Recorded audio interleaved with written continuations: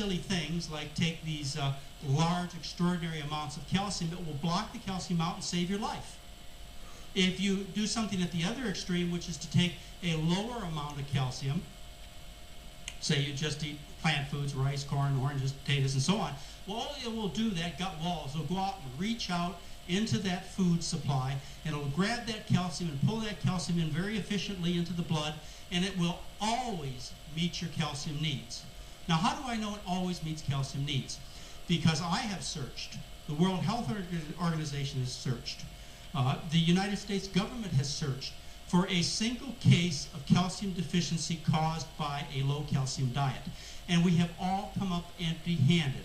There has never been a case of dietary calcium deficiency ever reported in the world literature. There is no such disease. And yet,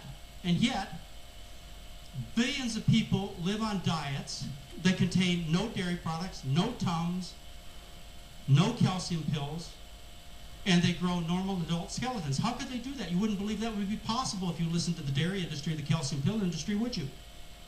But your own observations say that what they're teaching you cannot be true.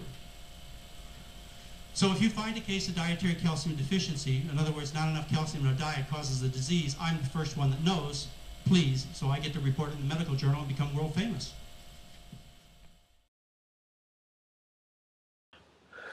Question. You say that anyone that doesn't eat 3,000 calories a day is anorexic. Please explain. Your self-righteousness sickens me. Thank you. I never said that anyone who doesn't eat 3,000 calories a day is anorexic, but anyone who's scared of eating that much food, you know, I'd say they've got some eating issues going on.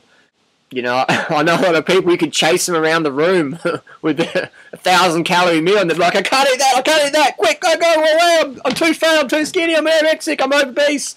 You know, I'm like, it's just food, man, relax.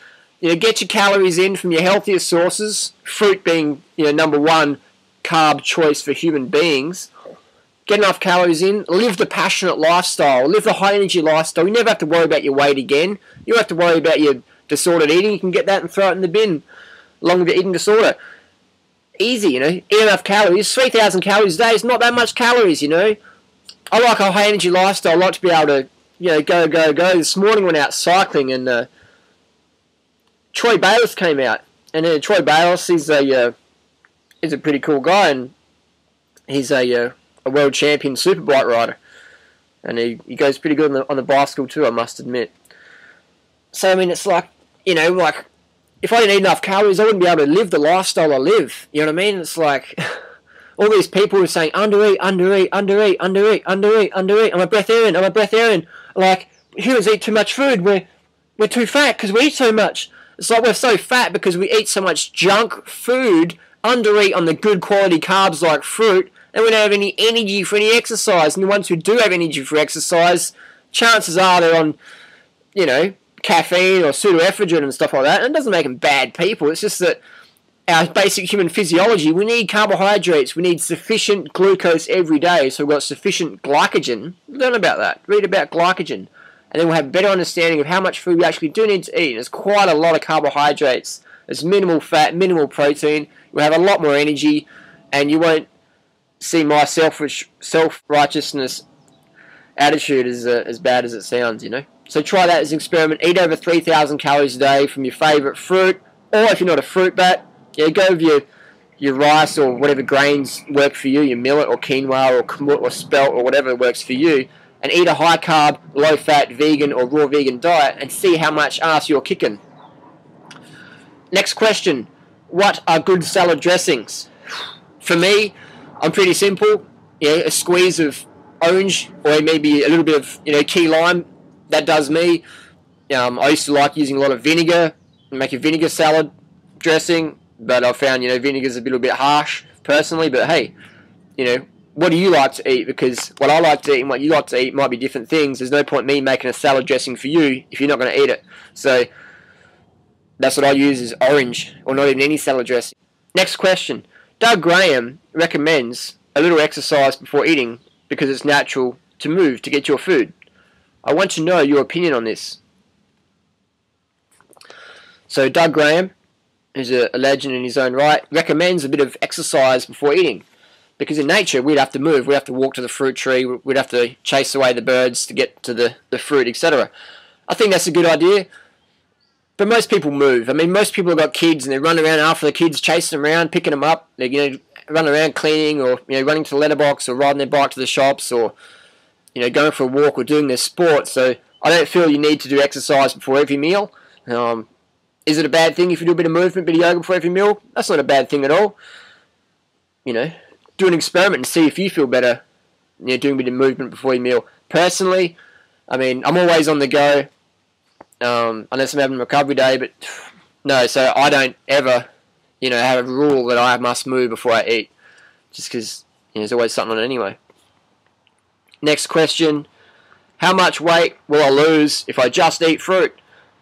Firstly, I don't think anyone should just eat fruit. I think, balanced, low-fat, raw vegan diets to go, enough greens and maybe occasional nut and seed if you care for them. But eating just fruit, I think that's great for a time, but what's wrong with selling a bit of lettuce now and then, How much weight you're going to lose? I don't even know how much you weigh. I don't know how much exercise you do. I don't know what your goals are. But I know really obese people, they drop a lot of fat and fluid retention real quick.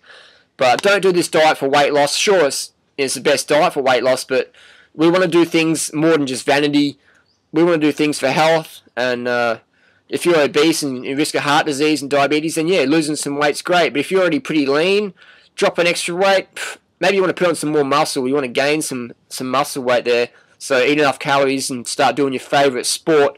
Drink enough water, get enough sleep. And you'll be a good example for your friends and family.